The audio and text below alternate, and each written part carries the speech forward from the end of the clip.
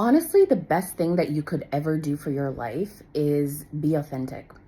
And that means if somebody leaves you, rejects you, somebody hurts you, you lose your job, how can you stay true to yourself in those moments? And I know that that is hard, right? Because sometimes we make a lot of things mean something about us. It's like, oh, this person leaves me and I am not worthy.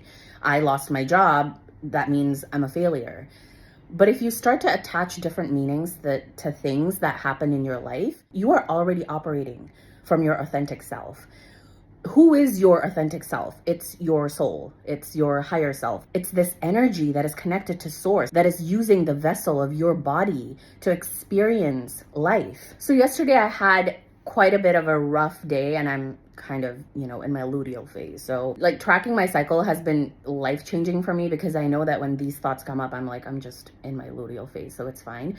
But I knew that I have connected and I've met my authentic self, which is my soul, because in that moment where I was doing EFT tapping and I was crying, there was like that one brief second where I disconnected from my body and I was able to see Silkina. And in that moment, I just wanted to laugh because I'm like, Silkina is trying to make a big deal out of this thing that is not even happening, right? Because when you worry and you're anxious about the future, it's just in your thoughts. Like you're making things up. It's not actually happening. And so in that moment, I felt my soul kind of look down at me and having, compassion and understanding where Silkina was coming from. But it's almost in that moment where it's like, she knows everything's going to be okay. Like this is just part of that process. So if you have moments where you cry and you're doubting and you're stuck in that thought spiral and it's like you're so bogged down by limiting beliefs, just know that that is not your true authentic self. That is your mind. And if you're on this journey to change, to rewire your brain and your mind, these thoughts are gonna come up. I saw myself identifying with these thoughts for a moment. And then it's like my authentic self and my higher self just kicked in and was like, you know the truth. This is not you.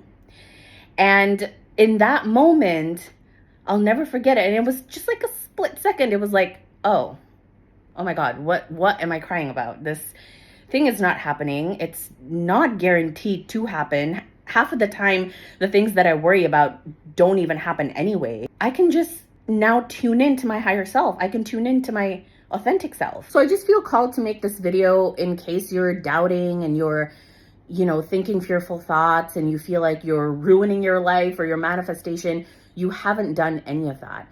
You're simply experiencing one part of you, but you don't have to identify with that. Right? And we're not shaming the ego. We're not shaming the lower self, as Michael Singer calls it. We are understanding and embracing that part of us because it's part of the experience, if you know what I mean.